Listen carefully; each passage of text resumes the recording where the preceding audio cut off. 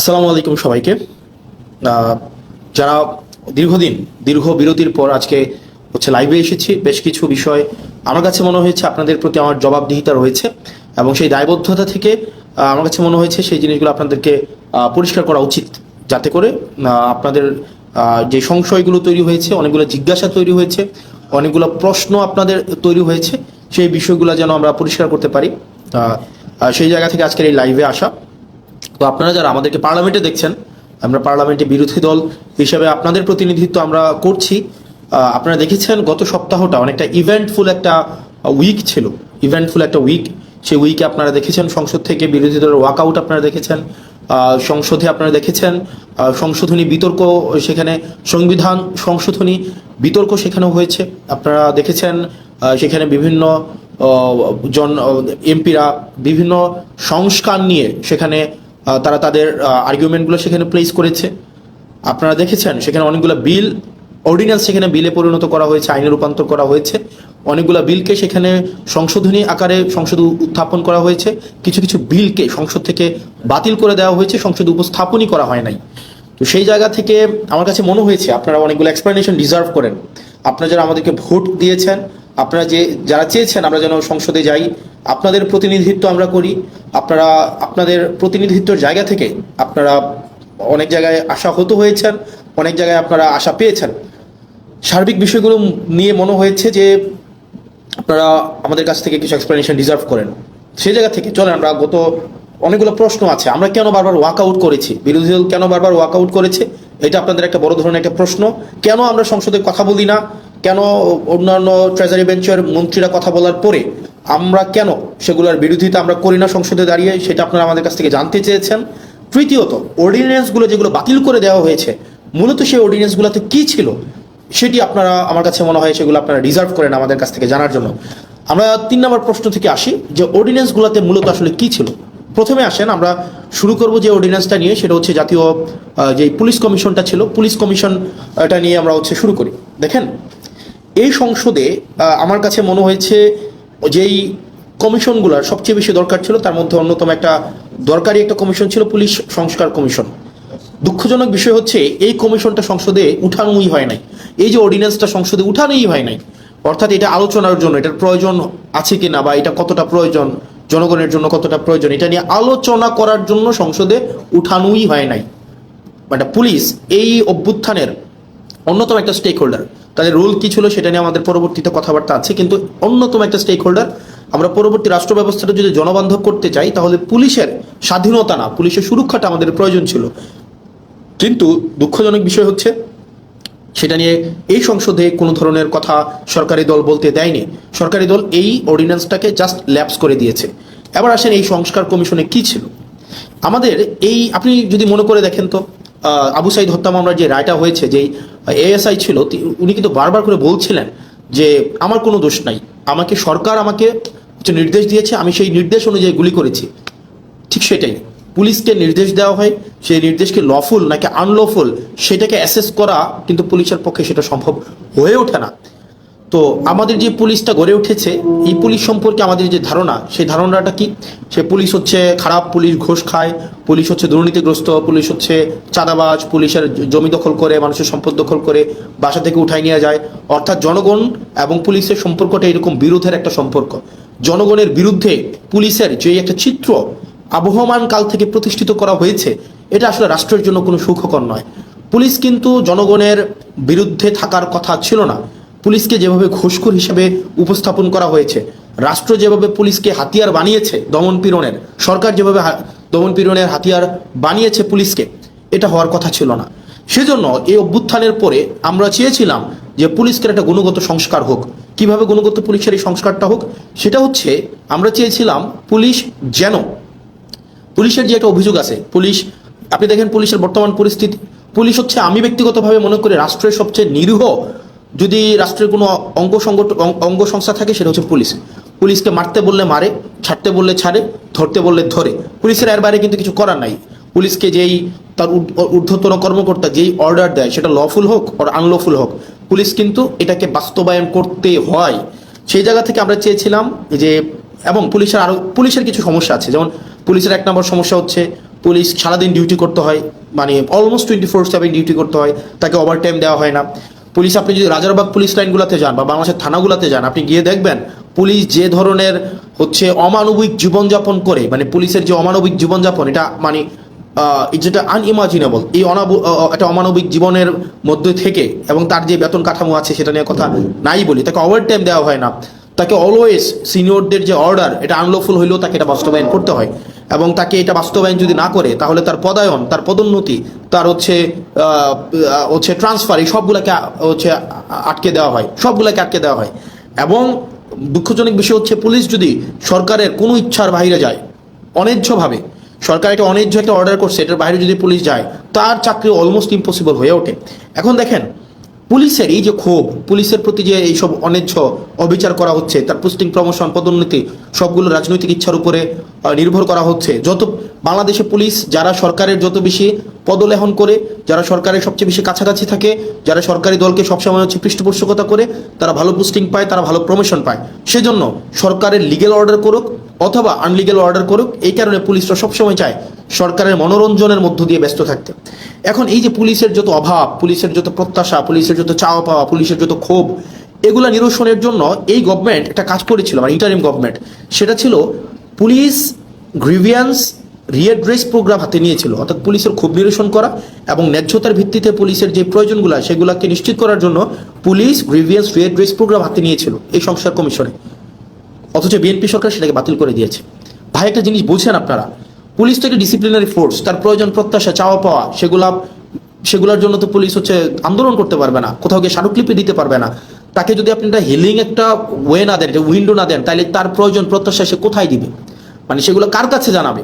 এটা জানানোর জন্য ইন্টারিম গভর্নমেন্ট যে পুলিশ সংস্কার কমিশনটা করেছিল, সেটা হচ্ছে সেখানে পুলিশের ক্ষোভটাও যেন পুলিশ জানাইতে পারে, পুলিশের অভিযোগটা যেন পুলিশ জানাইতে পারে। এবং পুলিশকে যদি কেউ আনলফুললি কোনো একটা অর্ডার করা হয়, পুলিশকে যদি কেউ হচ্ছে অন্যায্যভাবে কোনো একটা অর্ডার করা হয় যে তোমাকে গুলি করতে হবে, তোমাকে হচ্ছে কাউকে উঠাই নিয়ে আসতে হবে, তোমাকে হচ্ছে মানে বেআইনি কোনো একটা কাজ করতে হবে, পুলিশ সদস্যরাও যাতে সেটা থেকে নিষ্কৃতি পায়, সেটার জন্য একটা অভিযোগ জানাইতে পারে, সেটার জন্য পুলিশ গ্রিভিয়ান্স রিএড্রেস একটা প্রোগ্রাম হাতে নেওয়া হয়েছিল, সেটাকেও বাতিল করে দেওয়া হয়েছে। 2 নম্বর হচ্ছে, জনগণের কিন্তু পুলিশের বিরুদ্ধে অনেক অভিযোগ আছে। জনগণের যে পুলিশের বিরুদ্ধে অভিযোগ আছে, সেটার জন্য সিটিজেন কমপ্লেইন, আপনার সিটিজেন, এটা হচ্ছে management committee, citizen complain management committee, এটা করা হয়েছিল, এটাকেও বাতিল করে দেওয়া হয়েছে। মানে অভ্যুত্থান পরবর্তীতে পুলিশকে যুগোপযোগী করার জন্য, জনবান্ধব করার জন্য ইন্টারিম গভর্নমেন্ট যেই ধরনের পদক্ষেপগুলো হাতে নিয়েছিল, তার মধ্যে পুলিশ সংস্কার কমিশন অন্যতম। আপনি সেটাকে সংসদে উঠানি নাই, আপনি সংসদে উঠানোর আগে সেটাকে বাতিল করে দিয়েছেন। তো সেই জায়গা থেকে পুলিশের প্রতি, পুলিশকে যে রাজনীতি আবার করবে না, রাজনৈতিক হাতিয়ারে আবার পরিণত করবে না, পুলিশের যে উপরের যে পোস্টিংগুলো আছে, যেখানে প্রমোশনগুলো আছে, সেগুলোকে যে আবার রাজনৈতিক করবে না, সেটা নিশ্চয়তা কিন্তু না, এবং সেটা খুবই দুঃখজনক। মানে সেটা খুবই দুঃখজনক। আপনার আমার সামনে যারা আছেন, আপনারা আমাকে শুনতে পাচ্ছেন কিনা স্পষ্ট, বা দেখতে পাচ্ছেন কিনা, আপনারা আমাকে একটু জানাবেন কাইন্ডলি যে আমাকে স্পষ্ট দেখতে পাচ্ছেন কিনা। আমি নিশ্চিত না, কারণ শুরু থেকে আমি কথা বলছি। তাহলে দেখেন, পুলিশকে আমাকে যুগোপযোগী করতে হবে, পুলিশকে জনবান্ধব করতে হবে, পুলিশকে রাষ্ট্রের লাঠিয়াল বাহিনী হিসেবে, পুলিশকে যদি আমি রাষ্ট্রের লাঠিয়াল বাহিনীতে পরিণত করি, এবং পুলিশকে যদি ছাড়তে বললে, পুলিশ আমাদেরকে মাঝে মাঝে এসে বলে যে ভাই আমাদের পরিণতি হয়েছে এটা, সরকার ছাড়তে বললে ছাড়ি, মারতে বললে মারি, ধরতে বললে ধরি, অর্থাৎ আমাদের এই তথৈবচ অবস্থা। এখন এই তথৈবচ অবস্থা থেকে মুক্তির জন্য পুলিশ শুধুমাত্র লিগ্যাল অর্ডারটা বাস্তবায়ন করবে, এবং পুলিশ সরকারের লাঠিয়াল বাহিনী হইবে না, পুলিশ জনবান্ধব হবে, পুলিশ জনগণের হবে। সেটার জন্যই কিন্তু হচ্ছে সংস্কার কমিশনটা করা হয়েছিল। দুঃখজনক বিষয় হচ্ছে, এই সংস্কার কমিশন, এই সরকার এটাকে ল্যাপস করে দিয়েছে, এটাকে উঠাইয়ে নাই। তার মানে এই সরকার যে অ্যাটিটিউড, এই সরকারের যে মনোভাব পুলিশকে নিয়ে, এই সরকারের যে চাওয়া পাওয়া পুলিশকে নিয়ে, সেটা হচ্ছে এই সরকার পুলিশকে আবার একটা লাঠিয়াল বাহিনীতে পরিণত করতে চায়। কারণ সে যতই বলুক আমরা এগুলাকে বিবেচনা করব, আমরা এটাকে আরও বেশি সুন্দর করে, আরও বেশি শক্ত করে নিয়মের মধ্য দিয়ে এটাকে করব, আলটিমেটলি কিন্তু এটা করছে না, বা করবে কিনা সেটা কিন্তু আমরা আস্থা পাচ্ছি না। পরবর্তীতে যদি আরও ভালো সংস্কার কমিশন আপনি করতেন, তাহলে এই কমিশনটাকে আপনি স্বীকৃতি দিয়ে পরবর্তীতে আপনি ভালো সংস্কার কমিশন করতেন, আপনি কিন্তু সেটা করেন নাই। তার মানে পুলিশ সংস্কার কমিশনেরকে বাতিল করার মধ্য দিয়ে এই সরকারের মনোভাব কি বা কোন দিকে যাচ্ছে সেটা কিন্তু আমরা বুঝতে পারি। এরপর আসেন দ্বিতীয়ত, মানবাধিকার কমিশন। মানবাধিকার কমিশনের যে বিষয়টা, সেটা হচ্ছে মানবাধিকার কমিশনের সাথে আমাদের, আমি সিম্পল ভাষায় বলছি, মানবাধিকার কমিশনের সাথে আপনার তিনটা বিষয় সম্পৃক্ত। এক, মানবাধিকার কমিশনের সাথে আপনার গুম কমিশন সম্পৃক্ত। আমাকে কি স্পষ্টভাবে শুনতে পাওয়া যাচ্ছে কিনা? স্পষ্টভাবে শুনতে পাওয়া যাচ্ছে আমাকে? আমাকে একটু ইয়েস। তাহলে আমার তিনটা বিষয় আপনারা দেখেন, মানবাধিকার কমিশনের সাথে আপনার তিনটা বিষয় সম্পৃক্ত। একটা হচ্ছে গুম কমিশন এবং জুলাই যোদ্ধাদের যে ইন্ডিমনিটি দেওয়া হয়েছিল সেই কমিশনটা। আমি সিম্পল ভাষায় বলি মানবাধিকার কমিশনটা কি ছিল। মানবাধিকার কমিশনে এখানে বলা হয়েছিল যে মানবাধিকার কমিশনের যেই যারা সিলেকশন করবেন, এই সিলেকশন কমিটিতে কিছু আপনার মডিফিকেশন করা হয়েছিল এবং এবং এই মানবাধিকার কমিশন যেটা 2026 মানে জাতীয় মানবাধিকার কমিশন অর্ডিন্যান্স, যেটা 2025-এর যে অর্ডিন্যান্সটা, 26-এর যে অর্ডিন্যান্সটা, এই অর্ডিন্যান্সে ছিল যে রাষ্ট্রের যেই সংস্থাগুলো, আপনি গুমের সাথে কারা জড়িত, গুমের সাথে নর্মালি জড়িত হচ্ছে রাষ্ট্রের যে বাহিনীগুলো, সরকার জড়িত থাকে, সরকারের যে বাহিনীগুলো জড়িত থাকে। মানবাধিকার কমিশন যদি চায় এই বাহিনীগুলোর বিরুদ্ধে তারা নিজেরাই হচ্ছে ইনভেস্টিগেট করতে পারবে। দুঃখজনকভাবে বিষয় হচ্ছে আপনার 2009 সালের মানবাধিকার কমিশনে যেটা হচ্ছে, সেখানে মানবাধিকার কমিশনের এই এখতিয়ার নাই, এই এখতিয়ার নাই। আপনি এই ইন্টারিম গভর্নমেন্ট যে মানবাধিকার কমিশন অধ্যাদেশ করেছেন সেটাকে বাতিল করে দিয়ে আপনি 2009 সালের মানবাধিকার কমিশন আবার আইনে নিয়ে গেলেন। 2009 সালের যে মানবাধিকার কমিশন আইন, এটা একটা নখদন্তহীন একটা আইন। এই আইনের কোনো ধরনের হচ্ছে, এই আইনটা শুধুমাত্র খাতা কলমে আছে, এটার কোনো বাস্তবায়ন নাই এবং এটা সরকারের একটা দপ্তর। আপনি এটাকে মিনিস্ট্রির আন্ডারে নিয়ে আসলেন। মানবাধিকার কমিশনটাকে আপনি একটা মন্ত্রণালয়ের অধীনে নিয়ে আসলেন। মন্ত্রণালয়ের অধীনে কি যুক্তিতে নিয়ে আসলেন? মন্ত্রণালয়ের অধীনে নিয়ে আসলেন যদি মানবাধিকার কমিশনকে আমরা স্বতন্ত্র করে দেই, তাহলে এই মানবাধিকার কমিশন প্রপারলি ফাংশন করতে, এইটার জবাবদিহিতা নাকি আপনি নিশ্চিত করতে পারবেন না।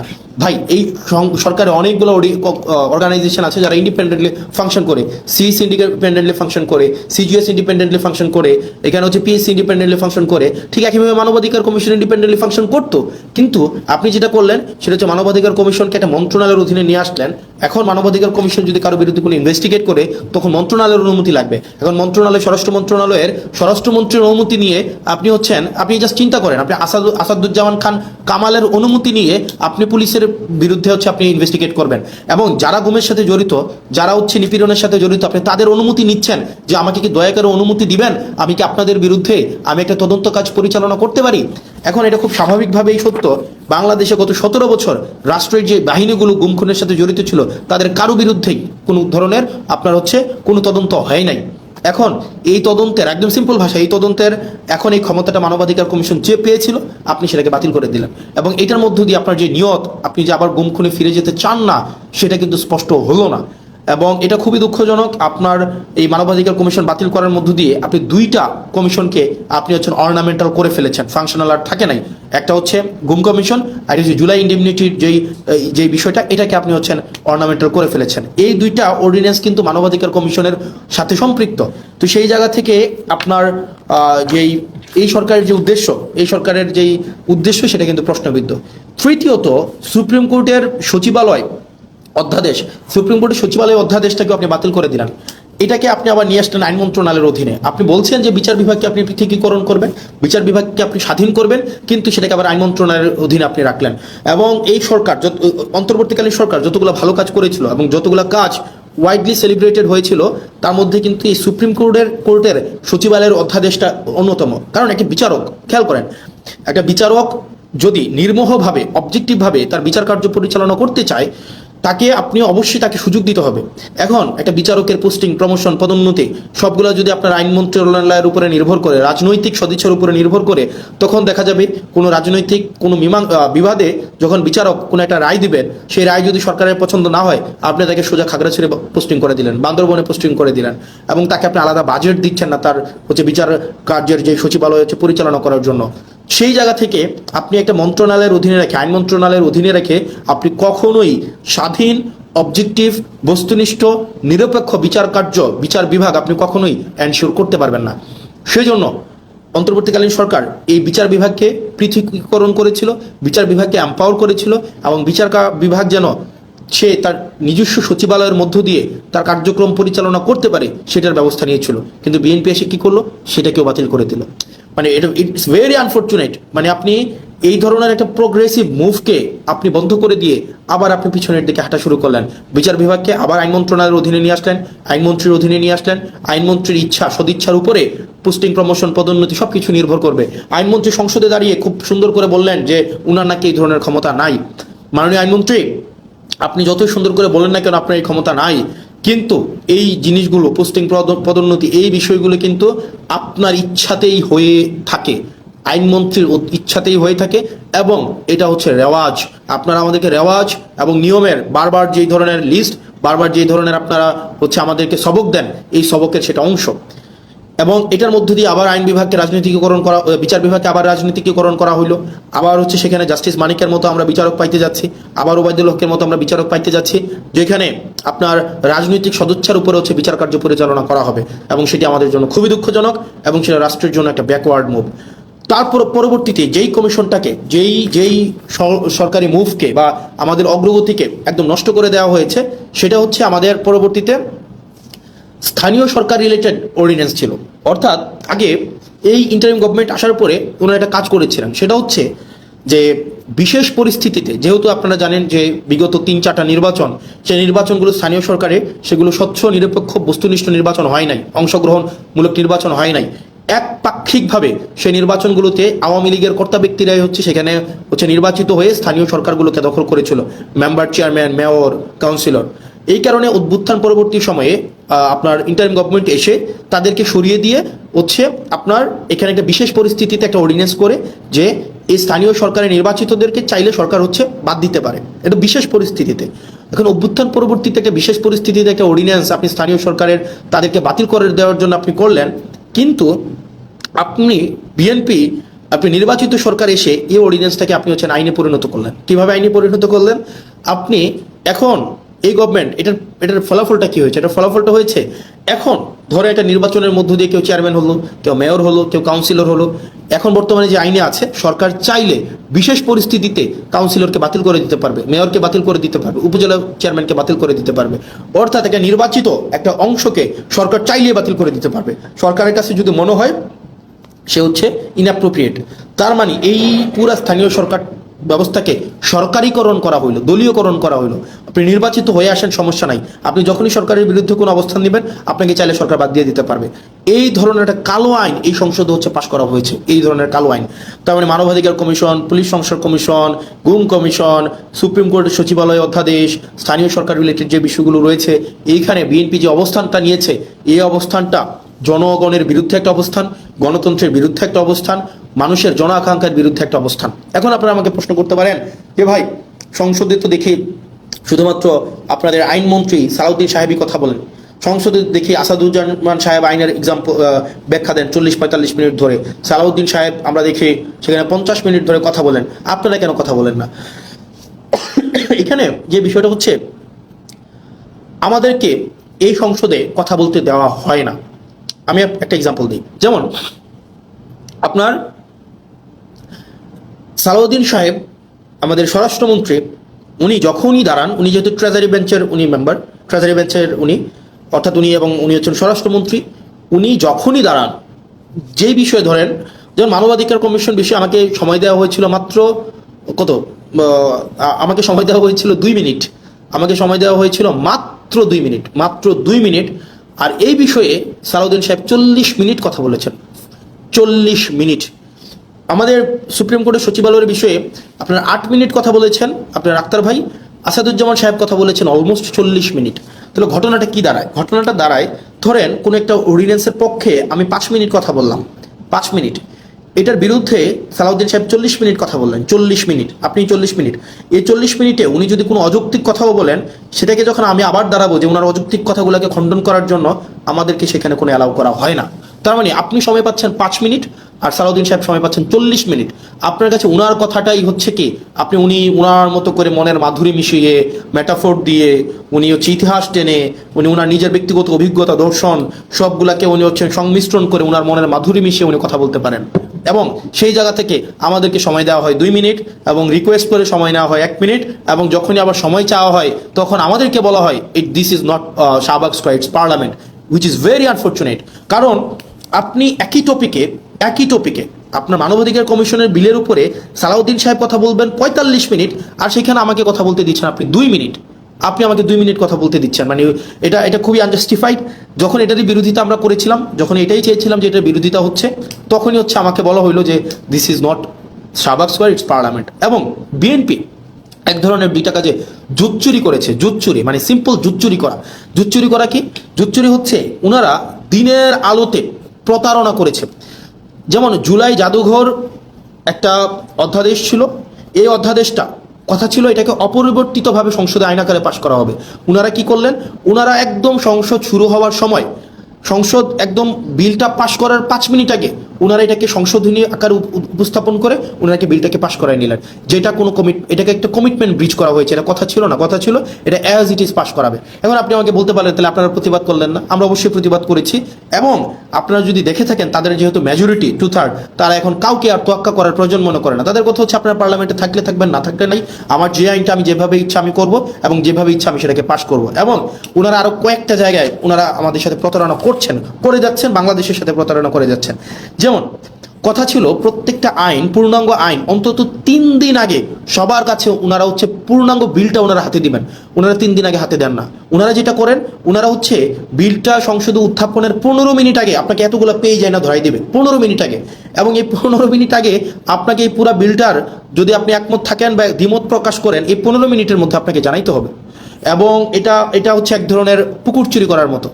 এবং আপনারা দেখবেন মানবাধিকার পুলিশ সংস্কার কমিশন এটা কিন্তু সংসদে উত্থাপনের কথা ছিল, কিন্তু ওনারা এই কমিটমেন্টটা ওনারা ব্রেক করেছেন। ওনারা অনেকগুলা কমিটমেন্ট ওনারা সিরিজ আকারে ব্রেক করেছেন। 1 নম্বরে ব্রেক করেছেন, ওনারা বলেছিলেন 98টা অধ্যাদেশ ওনারা অ্যাজ ইট ইজ পাস করবেন।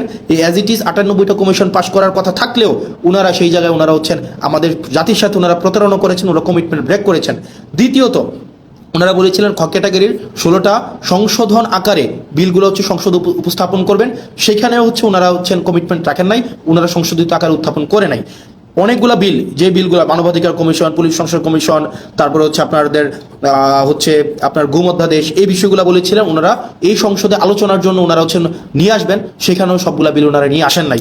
এখন ওনারা যেহেতু মেজরিটি, ওনারা যা ইচ্ছা তা করতে পারেন। যেমন ওনারা অ্যাসালমকে গতকাল দেখলেন, মানে বাংলাদেশের জন্য আরেকটা কালো, মানে একটা দিন, কালো দিনটা ওনারা দেখেন। অ্যাসালম, আমি সংসদে প্রশ্ন করেছিলাম বাংলাদেশের শীর্ষ 20টা ঋণখেলাপি প্রতিষ্ঠানের তালিকা দেওয়ার জন্য। তো আমির খসরু সাহেব আপনার হচ্ছে ফিনান্স মিনিস্টার, উনি 20টা ঋণখেলাপির তালিকা আমাদেরকে দিয়েছেন, সংসদে সেটা আছেন। এই 20টার মধ্যে 9টাই হচ্ছে অ্যাসালমের প্রতিষ্ঠান। এই অ্যাসালম ইসলামী ব্যাংক থেকে 82,000 কোটি টাকা শুধু ইসলামী ব্যাংক থেকে ওনারা হচ্ছে ঋণখেলাপি করেছে। 82,000 কোটি টাকা ইসলামী ব্যাংক থেকে নিয়ে গিয়েছে অ্যাসালম। আপনার ইন্টারিম গভর্নমেন্ট যখন আসলো, ইন্টারিম গভর্নমেন্টের আপনার হচ্ছে যিনি গভর্নর ছিলেন, এই গভর্নর কি করলেন, এই ব্যাংকগুলোকে বাঁচানোর জন্য 36,000 কোটি টাকা রিফিল করলেন, যেন এই ব্যাংকগুলো জনগণকে এই টাকাটা দিতে পারে এবং ব্যাংকগুলোকে যেন বাঁচানো যায়। 36,000 কোটি টাকা, 36,000 CR। এখন যেটা হয়েছে, গতকাল একটা ব্যাংক অর্ডার পাস করাই নিলেন মেজরিটির বড়াই দিয়ে। এই ব্যাংক অর্ডারে কি আছে? অর্ডারে আছে আপনার আগের যারা মালিক ছিল, যারা ব্যাংকগুলোকে চুরি নষ্ট করেছে, যারা ব্যাংকগুলোকে একদম মানে ধ্বংস করে দিয়েছে বাংলাদেশের অর্থনীতিকে আওয়ামী লীগের সময়, এবং এই ব্যাংকগুলোকে চুরি করে টাকাগুলোকে বিদেশে নিয়ে গিয়েছে, এই ইন্টারিম গভর্নমেন্ট একটা স্ট্রিক্ট আইন করেছিল তাদেরকে কোনোভাবে এই ব্যাংকে ফেরত আনা যাবে না। এই মালিকদেরকে আর ব্যাংক তুলে দেওয়া হবে না, কারণ ভাই তারা ব্যাংকগুলোকে নষ্ট করে দিয়ে জনগণের টাকাগুলোকে বিদেশে পাচার করে দিয়েছে। এই মালিকদের হাতে আর ব্যাংক তুলে দেওয়া যাবে না।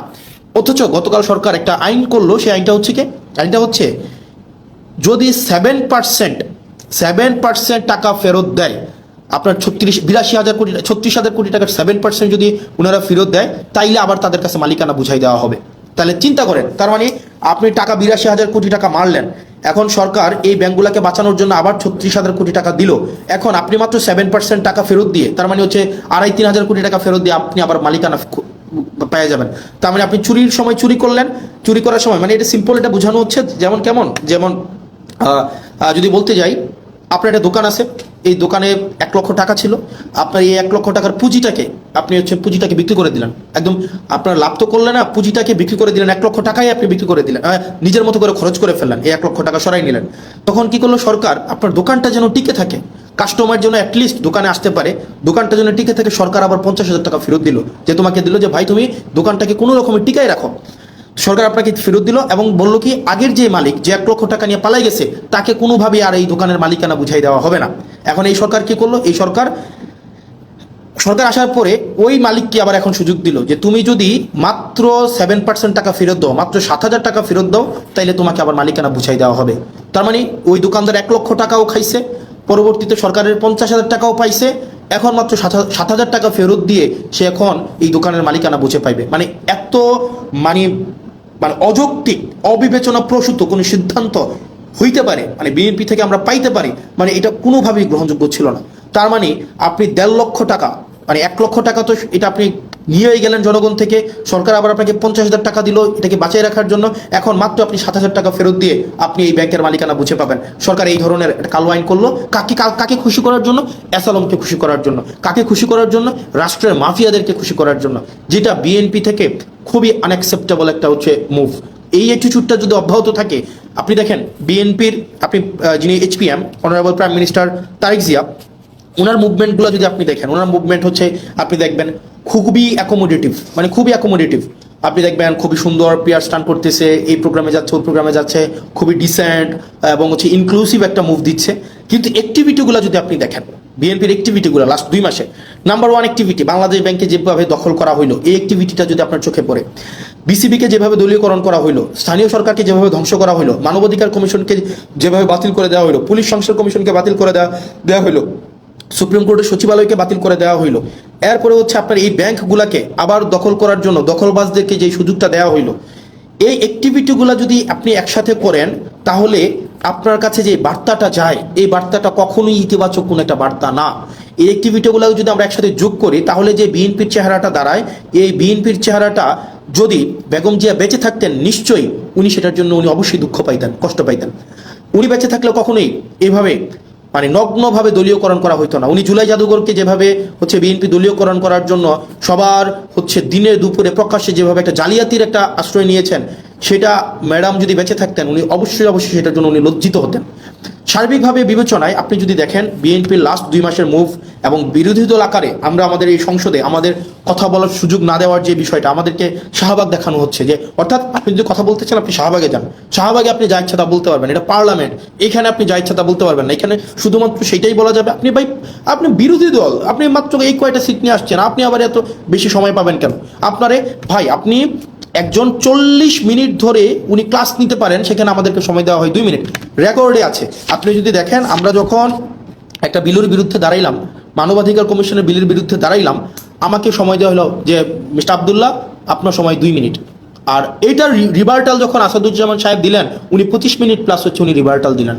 তার মানে উনার কোনো সময় মানে নাই, উনি যতক্ষণ ইচ্ছা কথা বলতে পারবেন, উনি দাঁড়াইলেই উনার মাইক অন করবেন, উনি সালাউদ্দিন সাহেব দাঁড়াইলেই উনার মাইক অন হবে, এবং উনার রেকর্ডের জন্য ওনারা সব কিছু বলতে পারেন। কিন্তু আমাদের রেকর্ডের জন্য আমাদের মাইক অন করা হয় না। আমরা 50 বার 20 বার শুরু থেকে যদি হাত তুলে রাখি, আমাদেরকে এই সময়টা দেওয়া হয় না। এটা নাকি সংসদের রেওয়াজ। তো সংসদের রেওয়াজ এবং সংসদের আইন আসলে কোনটা কি, সবগুলোই হচ্ছে সরকার যেভাবে চাইবে সেটাই, যেটা অভ্যুত্থান পরবর্তী সময়ে যেটা আমাদের জন্য অপ্রত্যাশিত ছিল।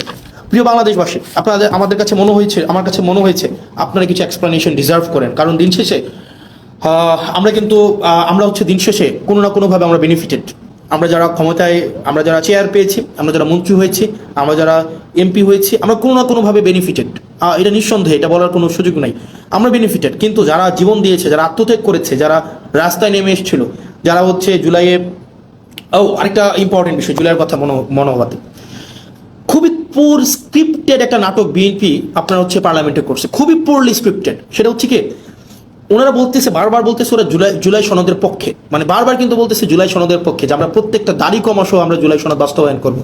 তো আমরা যখন বলতেছি যে জুলাই সনদের অর্ডারটা আপনাকে বাস্তবায়ন করতে হবে, তখন যেটা হইলো, ওনারা একদিন একটা নাটক সাজাইলো। ওনাদের পন্থী কিছু ছাত্রদল, যুবদল সহ অনেকে আছে যে তাদের এই অভ্যুত্থানে ফেসিবাদ বিরোধী প্রত্যেকটা রাজনৈতিক দল সমানভাবে অংশগ্রহণ করেছে, তাদের আত্মত্যাগ ছিল, তাদের দীর্ঘ লড়াই ছিল, তাদের দীর্ঘ হিস্ট্রি ছিল। তো ওনারা কি করলেন, কিছু সিলেক্টিভ আহতকে, কিছু সিলেক্টিভ, একদম সিলেক্টিভ কিছু আহতকে বিরোধী দলীয় যেই গ্যালারিটা আছে সেই গ্যালারিটাতে এনে বসাইলো, এবং ওনাদেরকে বলে দেওয়া হলো, পরবর্তীতে ওনাদের মধ্যে অনেকগুলো আহত আমাদের কাছে আসছে যে ভাই আমরা তো বুঝি নাই যে আসলে আমাদেরকে কি কারণে নিয়ে আসা হয়েছে, আমাদেরকে জাস্ট বলা হয়েছে আপনাদেরকে গাদ্দার বলার জন্য, এবং আপনাদেরকে যেন আমরা বেশিং করি, আপনাদেরকে যেন আমরা হচ্ছে ওখান থেকে আপনাদেরকে বেশিং করি, এবং আপনাদের বিরুদ্ধে যেন আমরা স্লোগান দিই। এই স্ক্রিপ্টটা বিএনপির জন্য, মানে ফ্রেন্ড, আপনারা বিএনপির যারা আছেন 217 জন এমপি আছেন, ইট ডাজন্ট ম্যাটার আপনারা হচ্ছেন সরকারে আছেন, ইট ডাজন্ট ম্যাটার। মানে ধরেন কি করতে পারবেন, ম্যাক্সিমাম গুম করে ফেলতে পারবেন, উঠাই নিয়ে যেতে পারবেন বাসা থেকে, এই জার্নিটা এখানে থামাই দিতে পারবেন, সো হোয়াট ভাই। মানে মানে জীবনে তো ধরেন আপনার মানুষ যদি মানুষের সাথে যদি কানেক্টেড থাকি, মানুষ যদি আস্থা রাখে, বিশ্বাস রাখে, এর থেকে বড় প্রাপ্তির আর কিছুই নাই। আপনারা ওই দিন যে স্ক্রিপ্টটা সাজাইলেন, আপনারা যে নাটকটা সেদিন সংসদে করলেন, এবং আমরা দেখলাম মাননীয় প্রধানমন্ত্রী প্রত্যেক আহতের সাথে একজন একজন করে কথা বললেন। কথা বলে আসার পরে ওই আহতরা ওই গ্যালারি থেকে আমাদেরকে বিভিন্নভাবে, ওখানে আপনারা দেখলেন একটা সিন ক্রিয়েট করা হয়েছে, এবং ওনারা আমাদেরকে বিভিন্নভাবে গালাগালি দিলেন। ওনারা বললেন আমরা জুলাই সনদ চাই, আমরা জুলাই সনদ চাই, বিএনপি যেভাবে চাই আমরা সেভাবে চাই। তো আমরা জিজ্ঞেস করলাম বিএনপি কিভাবে চাই বলেন তো? ওনারা বললেন না বিএনপি যেভাবে চাই আমরা সেভাবে চাই। আমি বললাম তো বলে না বিএনপি কিভাবে চাই? কয় না আমরা এত কিছু বুঝি না, বিএনপি যেভাবে জুলাই সনদ চাই আমরা সেভাবে চাই। এর মাঝখানে 3-4 জন আছে আমাদের কাছে এসে বললো যে ভাই আমরা খুবই দুঃখিত, আমরা আপনাদের সাথে এইভাবে আচরণ করার কারণে, কিন্তু আমাদেরকে এইভাবেই বলা হয়েছে, আমাদেরকে বলা হয়েছে আমরা যেন আপনাদের বিরুদ্ধে স্লোগান দেই, আমরা যেন আপনাদেরকে হচ্ছে ওখানে অপমান করি, আমরা যেন আপনাদের বিরুদ্ধে এই ধরনের কথাগুলো বলি। মানে it's very unfortunate mister Tarique Zia, honourable prime minister Tarique Zia, it's very unfortunate আপনি পার্লামেন্টে থাকা অবস্থায় এই ধরনের নাটক করা হবে এবং এটার ডিরেকশন আপনি দিবেন। মানে আমি জানি এটা স্ক্রিপ্ট রাইটার কে ছিল, এটার কোরিওগ্রাফার কে ছিল, এটার হচ্ছে ডিরেক্টর কে ছিল আমি জানি না, কিন্তু আমি এটা বিশ্বাস করতে স্টিল চাই না যে এখানে আপনার এখানে কোনো ধরনের আপনি ব্যক্তিগতভাবে এখানে এটার পৃষ্ঠপোষকতা করেছেন, এটা আমি বিশ্বাস করতে চাই না। কিন্তু এটা যদি হয়ে থাকে এটা ভেরি আনফর্চুনেট, এটা আপনার জন্য একটা ডিসক্রেডিট। কারণ আপনি এই ধরনের একটা মানে সংসদে যারা মানে বিএনপি পন্থী জুলাই, জামাতপন্থী জুলাই যুদ্ধে এইভাবে ক্লাসিফিকেশন করবেন এবং তাদেরকে দিয়ে প্রেস কনফারেন্স করিয়ে আমাদের বিরুদ্ধে কথা বলাবেন, এবং তারা পরবর্তীতে এসে তারা বুঝবে, তারা স্বীকার করবে যে তাদেরকে ব্যবহার করা হয়েছিল, এর থেকে দুঃখজনক mister Tarique Zia honourable prime minister কিছু হইতে পারে না। এবং এটা আপনার জন্য খুবই ডিসগ্রেস, আপনার জন্য ডিসগ্রেস। আমি একজন পলিটিশিয়ান, আমি হচ্ছে এই একই সংসদে বসি, এবং আমার কাছে মনে হয়েছে লাস্ট 1 মাসের অ্যাক্টিভিটিতে আমাকে অবশ্যই কথা বলতে হবে। এবং আপনারা যে কাজটা করেছেন, আমি জানি না কে এটা স্ক্রিপ্ট রাইটার ছিল, কে এটা ডিরেক্টর ছিল, এটা যদি আপনারা করে থাকেন, এই যে জুলাই যোদ্ধাদের মধ্যে যে বিভাজন আপনারা করলেন এবং তাদেরকে যেভাবে রাজনৈতিক টুল হিসাবে আপনারা ব্যবহার করলেন, এটা আপনার জন্য এটাতে আপনার লজ্জিত হওয়া উচিত। এবং আমি বিশ্বাস করতে চাই এক্ষেত্রে কোনো ধরনের হচ্ছে আপনার নিজস্ব কনসেন্ট ছিল না। আর আপনাকে যারা বুঝিয়েছে, এই স্ক্রিপ্ট রাইটার যারা ছিল, ডিরেক্টর যারা ছিল, তারা আপনাকে বিপদে ফেলবে।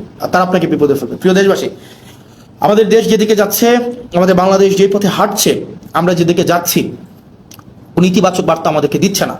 আমাদের যারা আত্মত্যাগ দিয়েছিল, তারা যে কারণে আত্মত্যাগ করেছিল রাষ্ট্রের স্ট্রাকচারাল রিফরমেশনের জন্য, কিন্তু দিন শেষে রাষ্ট্রের স্ট্রাকচারাল রিফরমেশন তো হচ্ছে না, আমরা সেটা পারছি না, এটা আমাদের ফেইলিওর, আমরা বারবার বলে যাচ্ছি। এবং বিএনপি থেকে প্রত্যাশা আরও বেশি ছিল। তবে থ্যাংক ইউ বিএনপি, আপনারা এই রং মুভগুলো নিচ্ছেন, এবং জনগণ আপনাদেরকে কিভাবে দেখে আপনারা মানুষের কাছে যান, এবং আপনারা যে মনে রাখবেন বয়স আমার মাত্র 27 বছর 7 মাস, ছোট মুখে অনেক বড় কথা বলছি। আপনারা সংখ্যাগরিষ্ঠতার যে একটা আত্মতুষ্টিতে আপনারা ভুগছেন, আত্মবিশ্বাসী হওয়াটা ভালো, কিন্তু আত্মতুষ্ট আপনারা যেভাবে হচ্ছেন যে আপনারা যা ইচ্ছা তা করতে পারবেন এই সংখ্যাগরিষ্ঠতার 2/3 মেজরিটির এই বড়াই দিয়ে, মনে রাখবেন সংখ্যাগরিষ্ঠতা কখনোই ভালো কিছু নিয়ে আসে নাই। আপনার 96-তে, আপনার 91-তে সংখ্যাগরিষ্ঠতা ছিল, আর at the end of the day রাষ্ট্রের সংকটের দিকে আপনারা নিয়ে গিয়েছিলেন। 2001-এ যখন আপনারা সরকার গঠন করলেন, তখন আপনারা হচ্ছেন সংকটের দিকে নিয়ে গিয়েছেন। রাষ্ট্র, সরকার, জনগণ আপনাদেরকে সুযোগ দিয়েছিল আপনারা আবার ইতিহাসের ইতিবাচক একটা অংশের পার্ট হওয়ার, কিন্তু দুঃখজনক বিষয় আপনারা সেটা হন নাই। এবং আমাদের অনেক এমপিও আছে বিএনপির মন্ত্রীদেরকে আসলে রাগাইতে চায় না, মনে করে যে এলাকার বাজেট টাজেট বন্ধ করে দিবে, উন্নয়ন কার্যক্রম বন্ধ করে দিবে, তাদের সাথে আসলে সম্পর্ক নষ্ট করে কী লাভ, আবার সম্পর্ক ভালো রেখেও কী লাভ। যেটা সত্য সেটা বলতে হবে। আমার এলাকার বাজেট বন্ধ করে দিবেন, আমার এলাকার উন্নয়ন কার্যক্রম বন্ধ করে দিবেন, দেন। পুলিশ আমাকে সহায়তা না করার জন্য আপনারা ফোন দিয়ে বলে দিবেন পুলিশ যেন আমাকে সহায়তা না করে, দেন। আপনি এডমিনকে, প্রশাসনকে বলে দিবেন হাসনাতের এলাকায় হাসনাতকে সহায়তা করিয়েন না, দেন, সমস্যা নাই। দিন শেষে আমি এটা বিশ্বাস করি, বাংলাদেশের জনগণ আমাদের পক্ষে আছে, দেবিদ্বারবাসী আমার পক্ষে আছে। এবং আমার বরাদ্দ বন্ধ করে দেওয়া, আমার এলাকার পুলিশকে আপনারা ফোন দিয়ে বলে দিবেন আমাকে যেন হেল্প না করে, কোনো সমস্যা নেই। আপনি হচ্ছে ধরেন এটা যদি মনে করেন আপনার এই ক্ষমতাটা স্থায়ী, এটা সবসময় থেকে যাবে, এটা এটা কোনোভাবেই সম্ভব না। মানে আপনারা আমাকে অসহযোগিতা করেন, ওয়েলকাম। দেবিদ্বারবাসী জানে, দেবিদ্বারবাসী এমনি 17 বছর ধরে বঞ্চিত ছিল, হয়তো আর কিছুদিন থাকবে। আপনারা আমার হয়তো উন্নয়ন কার্যক্রম আটকাই দিবেন, আমার বিভিন্ন কাজ আটকাই দিবেন, পুলিশ হয়তো আমাকে অসহযোগিতা করবে, অ্যাডমিনিস্ট্রেশন আমাকে হয়তো অসহযোগিতা করবে, কিন্তু সত্য বলা থেকে আমাকে বিরত রাখতে পারবে না। সংসদ দেখে চেয়ার তো কি হয়েছে, মানে কি হয়েছে ভাই? একটা লাইফে একটা জীবনে মানে দুইটা ডাল ভাত খাই বেঁচে থাকলেই তো হয়েছে, এর বেশি তো কোনো কিছু দরকার নাই। মানে মাইরা ফেলবেন, ফাইন, মাইরা ফেললে একটা বৃহৎ, একটা মহৎ কোনো কিছুর জন্য মৃত্যু, একটা স্বাভাবিক এটা বিছানায় পড়ে মৃত্যু, দুইটা তো সেম না। একটা মহৎ কিছুর জন্য মৃত্যু, আমি নিজেই তো আত্মতুষ্টিতে থাকবো যে না, এটা মহৎ কিছুর জন্য মারা গিয়েছে বা মেরে ফেলা হয়েছে। So what? পরিবার, ব্যক্তিগত স্বার্থ, ব্যক্তিগত চাহিদা সব কিছুর ঊর্ধ্বে উঠে এই বাংলাদেশের দলের ঊর্ধ্বে উঠে বাংলাদেশের স্বার্থ আমাদের প্রয়োজন আছে। বিএনপির আপনারা যারা আছেন, সরকারের আপনারা যারা আছেন, শুধু তো সরকারের বিএনপি নাই, সরকারের গণ অধিকার পরিষদ আছে, সরকারের রাষ্ট্র সংস্কার আছে, আন্দোলনের সাকিব ভাই আছেন। আপনারা যে চুপ করে থাকেন, এগুলো বাংলাদেশকে খুব দুঃখ দেয়, বাংলাদেশের মানুষকে খুব দুঃখ দেয়। যারা জুলাই রাস্তায় নেমে আসছিল, এই জুলাই যারা রাস্তায় নেমে আসছিল, তারা আমাদেরকে এমপি বানানোর জন্য রাস্তায় নেমে আসে নাই, তারা রাষ্ট্র সংস্কারের জন্য আসছিল। দুঃখজনক বিষয়, আপনারা কার প্ররোচনায়, কার কথায় বা কিভাবে আপনারা হচ্ছে একটা ব্যাকওয়ার্ড মুভ নিয়েছেন, সেটা আমাদেরকে অনেক বেশি আমাদেরকে কষ্ট দেয়। প্রিয় বাংলাদেশবাসী, আমরা আবার আমাদেরকে হচ্ছে এই বিষয়গুলোকে আপনারা আমলে নেবেন। আমাদের যে প্রয়োজন, রাষ্ট্রের কাঠামোগত যে পরিবর্তনগুলো, আমাদের রাষ্ট্রের কাঠামোগত পরিবর্তনগুলোকে আমাদের অবশ্যই নিয়ে আসতে হবে।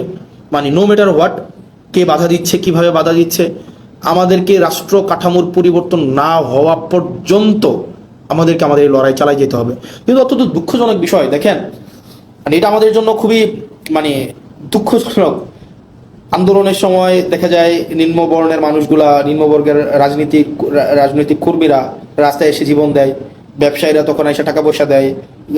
আন্দোলনের পরে দেখা যায় হচ্ছে রাজনীতিবিদরা আবার ব্যবসায়ীদের সাথে হাত মিলায়, রাজনীতিবিদরা তাদের পদ পদবি পায়, যেমন আমরা পেয়েছি। আমি নিজেকে সেখান থেকে আলাদা করছি না, কিন্তু দিন শেষে জনগণ কিছুই পায় না। মানে আমরা জনগণের জন্য আসলে কি করতেছি? সবগুলা করতেছি দলের জন্য, সবগুলা করতেছি ব্যক্তির জন্য, সবগুলা করতেছি নিজের জন্য। মানে এই পিপলটা কোথায়? পিপল তো আমাদের মধ্যে নাই, মানে আমাদের মধ্যে তো পিপল নাই। মানে আমরা জনগণের জন্য তো কিছু করতেছি না।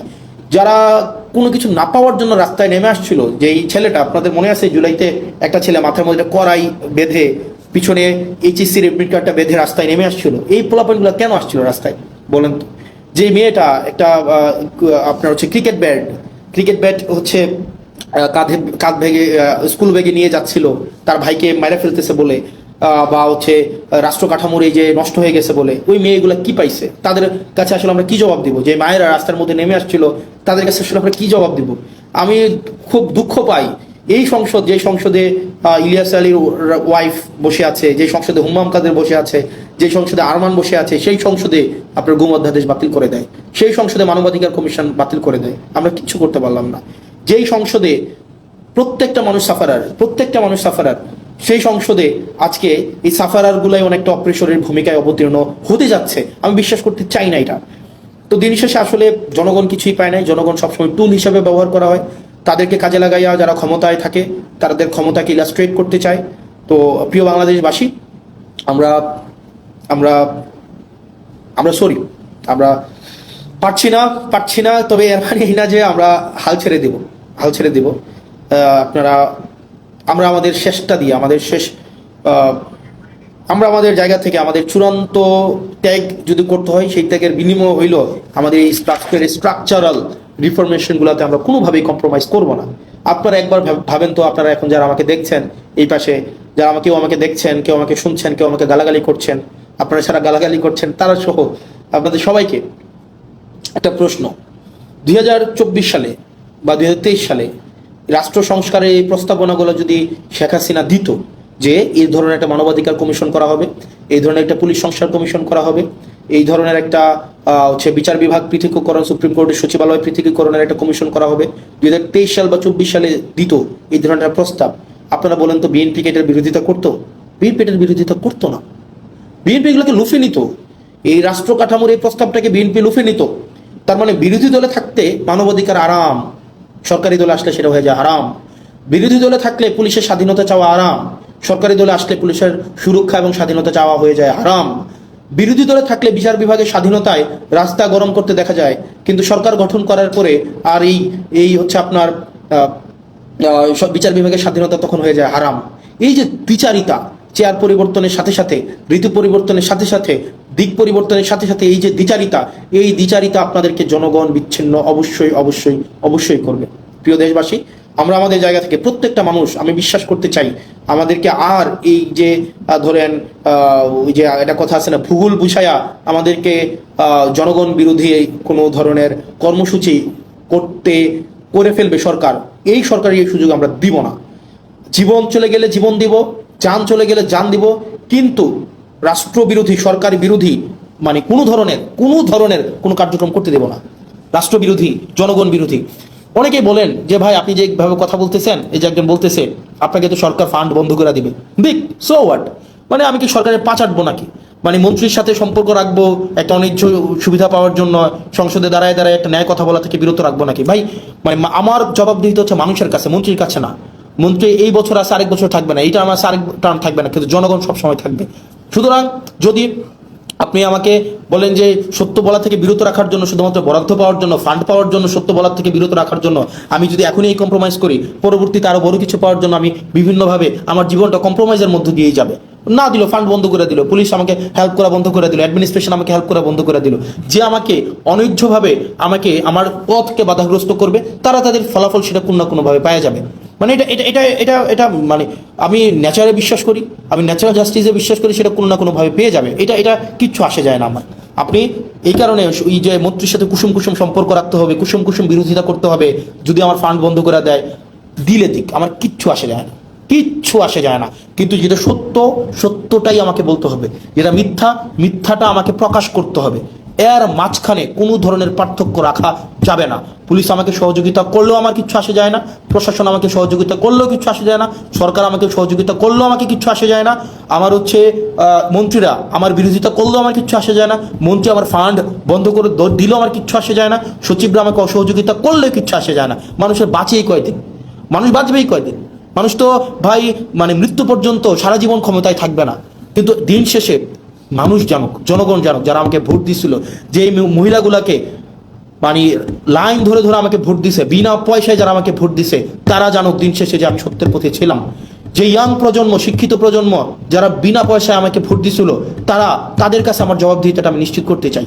আমি বিশ্বাস করতে চাই, আমি যদি সত্যের পথে থাকি, সেক্ষেত্রে যদি সরকার আমাকে বাধাও দেয়, জনগণ আমার পাশে দাঁড়াবে।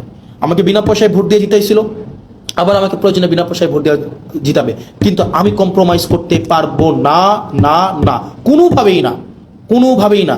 আমি মিডিয়াকে দেখেছি দালালি করতে, মিডিয়ার যে দালালি, মানে এটা পৃথিবীতে যদি কোনো উদাহরণ হয়ে থাকে মিডিয়ার দালালি, এটা বাংলাদেশে হচ্ছে 1 নম্বর হবে মিডিয়ার দালালি। মিডিয়া, মিলিটারি, ব্যুরোক্রেসি সবাই এখন আবার হচ্ছে মানে জি হুজুর আবার কালচারে চলে গিয়েছে। এই জি হুজুর কালচারে এনসিপি যাবে না, জি হুজুর কালচারে এনসিপি রাজনীতিবিদরা যাবে না, কোনোভাবেই যাবে না, কোনোভাবেই না। আপনি আমার চেহারা নিয়ে কথা বলেন, আপনি আমাকে চেহারা নিয়ে আমাকে ট্রোল করেন, আপনি আমাকে কালো বলেন, হোয়াট এভার, এগুলো আমার কিচ্ছু আসে যায় না। মানে এটা দিয়ে আপনি আমাকে থামাইতে পারবেন? কোনোভাবেই না, নেভার, কোনো ওয়েতেই না ভাই। যেটা সত্য, এই সত্য যত মানে ইভেন আমার জীবনের যদি কষ্ট হয়, আমার জীবনের যদি স্যাক্রিফাইস হয়, সেটা থেকে আপনি আমাকে বিরত রাখতে পারবেন না, যতদিন না পর্যন্ত এই স্ট্রাকচারাল রিফরমেশনগুলো তৈরি হবে, মানে আপনার স্ট্রাকচারাল রিফরমেশনগুলো বাস্তবায়ন না হয়, ততক্ষণ পর্যন্ত আমাদের এই লড়াই চলবে, আমাদের লড়াই চলবে। আপনি সংসদে আমাদেরকে লবিতে আসা বলবেন বয়স কত, মাত্র এতদিন, আর অপেক্ষা করো, দরকার আছে শত্রু বাড়াইয়া। যদি কেউ শত্রু হইতে চায়, মানে আমার প্যারা নেই, কিচ্ছু আসে যায় না। প্রিয় বাংলাদেশবাসী, আপনারা জানেন দিন শেষে যে কারা বাংলাদেশের বিরুদ্ধে অবস্থান নিচ্ছে, অ্যাসালমের পক্ষে অবস্থান নিচ্ছে, কারা সংস্কারের বিরুদ্ধে অবস্থান নিচ্ছে, স্বাধীন বিচার বিভাগের বিরুদ্ধে অবস্থান নিচ্ছে, স্বাধীন পুলিশ সংস্কার কমিশনের বিরুদ্ধে অবস্থান নিচ্ছে, কারা এই স্থানীয় সরকার ব্যবস্থাকে নষ্ট করে দিচ্ছে, এটাকে আবার ফেসিবাদের দিকে নিয়ে যাচ্ছে, কারা সংস্কারের কথা বলে তারা তাদের 31 দফা থেকেও পিছনে হচ্ছে, জুলাই সনদ অক্ষরে অক্ষরে বাস্তবায়নের কথা বলেও কারা পিছনে হচ্ছে চলে যাচ্ছে। এই জিনিসগুলাই শিক্ষিত প্রজন্ম, আপনারা নিশ্চয়ই আপনাদের বিবেচনা সুবোধ আছে এবং সেই বিষয়ে আপনারাই হচ্ছেন সিদ্ধান্ত নেবেন। আপনারা ভালো থাকবেন, সুস্থ থাকবেন। যারা গালাগালি দিচ্ছেন তাদের গালাগালিকে আমি স্বাগত জানাই, সেটা কখনোই প্রতিবাদ করি নাই, সেটা অব্যাহত রাখেন, সেটা নিয়ে কিছু আসে যায় না। কিন্তু একই সাথে এটাও আপনারা তো এমনি নিষিদ্ধ আছেন এখন, আপনাদের নেতা, আপনাদের দেখবেন নেতারা হচ্ছে বিদেশে বিলাসবহুল জীবনযাপন করে, আওয়ামী লীগের।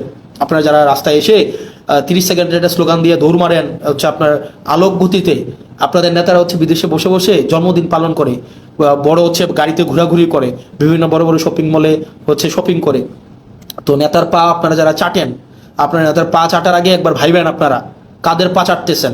আবার যখন যদি আপনার হচ্ছে এই পা চাইটা কোনো লাভ নাই রে ভাই, এই পা চাইটা লাভ আছে? আপনি দেশে হচ্ছে পুলিশের দৌড় খাবেন, আপনাকে জনগণ পিটাবে, আপনাকে রাজনৈতিক দলগুলো আপনাকে দৌড়ের উপরে রাখবে, আর আপনার নেতারা বিদেশে আরাম আয়েশের জীবন কাটাবে।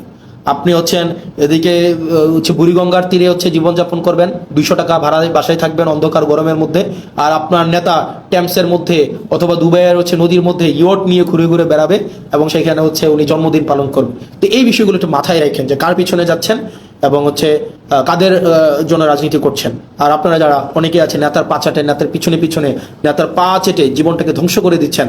এই এখন নেতার পা চাটতেছেন, কিছুদিন পরে নেতার ছেলের পা চাটতে হবে। এখন পা চাটতেছেন নেতার পা চেটে কোনো লাভ হয় নাই, এরপরে চাটবে নেতার ছেলে। নেতার ছেলে সবসময় নেতাই হবে। আর দিন শেষে আপনারা যারা চাটার উপরে থাকেন, চাটাচাটি যাদের হচ্ছে কর্ম, চাটাচাটি যাদের হচ্ছে জীবিকা, চাটাচাটি ছাড়া যাদের মনস্তত্ত্বের মধ্যে স্বাধীনতা নাই, যারা মানসিকভাবে স্বাধীন না, যারা মানসিকভাবে হচ্ছে মানে চাটামিকে যারা জীবিকা হিসাবে নিয়েছেন, দিন শেষে আপনাদের চাটতেই হবে। এখন কিছু আগে চেটেছেন নেতার বাবাকে, এখন চাটতেছেন নেতাকে, কিছুদিন পরে চাটবেন নেতার ছেলেকে। এটাই হচ্ছে আপনাদের নিয়তি। যদি এটা না করতে চান, স্বনির্ভর হতে চান, সত্যকে সত্য বলতে চান, মিথ্যাকে প্রকাশ করতে চান, তাহলে এইসব চাটাচাটি বাদ দেন। দল আপনাকে ভাত দিবে না। আপনার ঘরে যদি ওষুধ না থাকে, আপনার মায়ের যদি ওষুধ না থাকে, নেতা এসে সে ওষুধ কিনে দিয়ে যাবে না। দিন শেষে আপনি করবেন গুলিস্তানে মার্কেট, আর নেতা যাবে দুবাই মার্কেট করতে। আপনি ছুটিতে যাবেন হচ্ছে ওই যে চানখারপুল, আপনার নেতায় যাবে লিভারপুল। তো সেই জায়গা থেকে এই নেতার পা চাটাচাটি করে লাভ নাই। এই পা চাটাচাটিটা বন্ধ করেন। নেতা যাই করে সবই যে ঠিক করে ব্যাপারটা এমন না। নেতাকে নির্মোহভাবে ক্রিটিক্যালি নেতাকে অবজার্ভ করেন, ক্রিটিক্যালি নেতাকে ক্রিটিক করেন, এবং নেতাকে আপনি সব কিছুর ঊর্ধ্বে রাখার যে এক ধরনের আমাদের মনস্তত্ত্ব তৈরি হয়েছে, সেটা থেকে নিজেরা নিষ্কৃতি পান। আপনারা ভালো থাকেন, সুস্থ থাকেন, এবং আপনাদের সাথে দেখা হবে যতদিন পর্যন্ত আপনাদের সমর্থন আমাদের সাথে আছে, আপনাদের প্রত্যাশা আমাদেরকে ঘিরে তৈরি হচ্ছে, যতদিন পর্যন্ত সেটা থাকবে, আপনাদের জন্য আমরা কথা বলে যাব।